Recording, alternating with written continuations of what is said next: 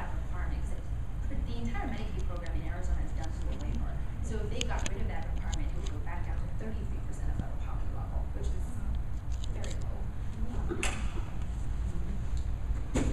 So this slide is really the Medicaid expansion in 2014, and we just talked about maintenance of effort. So part of health reform, there was a requirement that whatever eligibility level you were at as of the date that Affordable Care Act was passed, March 23rd, 2010, you had to keep that until 2014, when Medicaid expansion happened. And part of the reason the federal government put that requirement in there is because they didn't want the states to kind of just decide, okay, so come 2014, the federal government's going to pick up 100% of the cost of the newly eligible. I'm just going to go and unenroll everybody now and wait for them to pick it up. And that's the idea, but it's not entirely accurate because the federal government will only pay 100% a match for the newly eligible. So if you're a state that already covered up to 100 and you went back down to say 33, come 2014, between 34 and 100, you're still responsible for that population of a normal match. It's only the 101 to 133 that is getting the 100% federal match. But clearly with a state and budget crisis, if you can avoid spending that money for 2 years, still it might be the only alternative for them. And Medicaid expansion, really getting rid of all of the different categories of coverage across the whole country is just basically saying, it doesn't matter what type of individual you are, if your income is at or below 133, you will be Medicaid eligible. And it includes all of the childless adults who are not covered now. And then the last bullet is important for our hospitals, and I think also important for the point I made earlier about people cycling on and off. You constantly have these individuals who, it's called churning, right? Like, so you have coverage and then you lose it because you are no longer eligible, and then you get sick, you go somewhere, and there's a little bit of retroactive coverage in Medicaid, but it's just that constant state of unknown. And from a patient's perspective, if I don't have coverage, I'm not going to go to the doctors. I'm going to try to avoid going anywhere because I know I don't have coverage, therefore I can't pay for it. So it's not good for them either. They're deferring care and they're coming in when they're really sick to the emergency room, which is expensive. The next slide, we pretty much cover this. They pay 100% to cover the newly eligible, and eventually phases down to 90% for that newly eligible population. I mentioned New York is one of the expansion states. They were already covering parents and childless adults up to 100%. So they, instead of, without this exception there, they would get normal match, none of the benefits of the enhanced match. So this is a way for them to get some of the benefits, not 100%. And very important to our members is that it prohibits states from requiring local communities, which some of our members actually are. They're the local, the county, or including the public health departments, as well as to have to kick in a larger non-federal share than they currently do. So that way, this is really to prevent the states from expanding the Medicaid program completely off of local funds. So with all of that discussion on the Medicaid expansion, I thought, I sort of come up with these questions for our hospitals, but it applies over to the local communities as well. And it's really to think about, in your local community, how many uninsured individuals are there that are below 133% of federal poverty level, because that's a population that will be able to have Medicaid coverage in 2014. And it's important to know that because 2014 is when the expansion happened. CBO has estimated that of the 16 million who will gain coverage in that 10-year budget window, 10 million will gain coverage in that 1 year, 2014. I mean, I think you all know from your work experience that enrollment and outreach is extremely difficult with this population. So whatever we can do to make that process easier is definitely going to be key with the Medicaid expansion. Yeah. So in Texas, our Medicaid eligibility is way low. Okay. So then we have a population of between 20 and between 20 and 100% of the federal poverty level that's uninsured. Then our healthcare, actually our healthcare district is picking up those folks.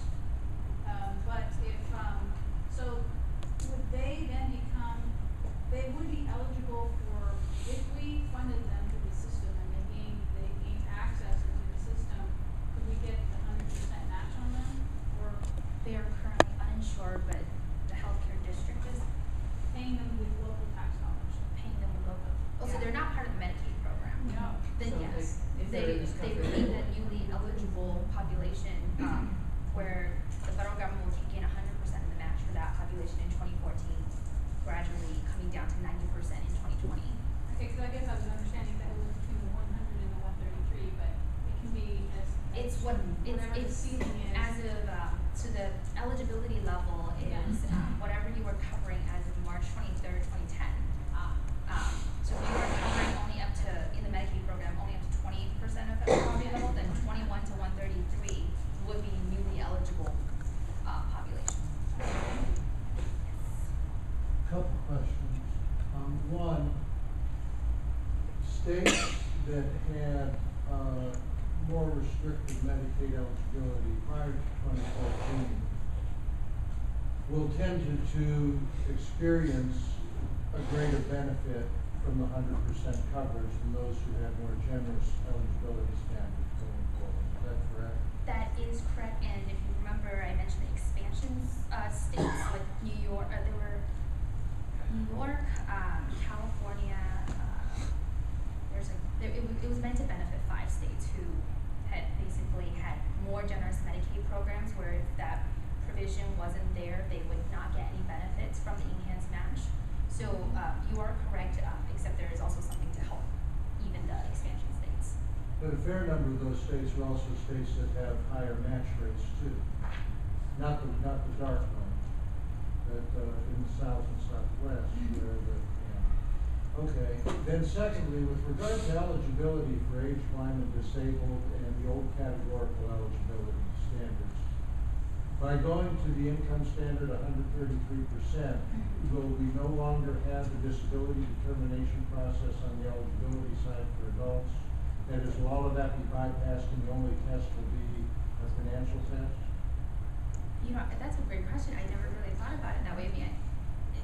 I sure hope so, because if you've got to do both, you're not going to get there. But, right. But I don't. No, but I think that being said, this is where because you can, you're right for the Medicaid coverage, right. But then if you think about the low-income seniors for Medicare, or not the seniors, but the Medicare coverage is you can be over 65 or older, you can be disabled, or you can have end-stage renal disease. So I wonder if some sort of determination still needs to happen for the Medicare. There'll be a lot more dual eligibles, one would assume. Yeah, that's what we heard. On the AD, that would be on the age side, but it's on the disability side in particular that I mean, we're doing away with the whole disability determination process as a gatekeeper to Medicaid. For the Medicaid, yeah, you mean that's our understanding. It doesn't. It really is just income on the Medicaid side, and the whole idea is to make it easier, right? But I also heard that income, I heard the secretary or the director of Medicaid talking, and she was saying that income, the way we determine income is even going to be different. It's going to be based on people's income taxes. Yes, it's so to get a little bit further into the weeds. So I always say 133. It actually is 138. There's a 5% disregard.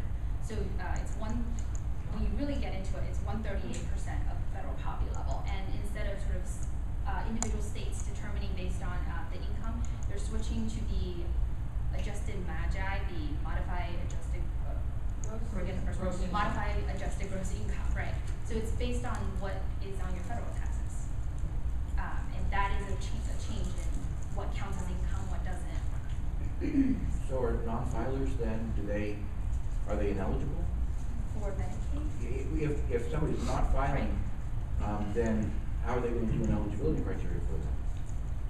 Great question. I mean, I think this is also part of the implementation challenges along with the enrollment and outreach is for the federal government to figure out, because not everybody, but a lot of the non-filers don't make money or make very, very low income that they don't have to file. So how would they show that they make very little money? Yeah, we'll have to have a Right. parallel process, maybe kind of like they do today for Medicaid.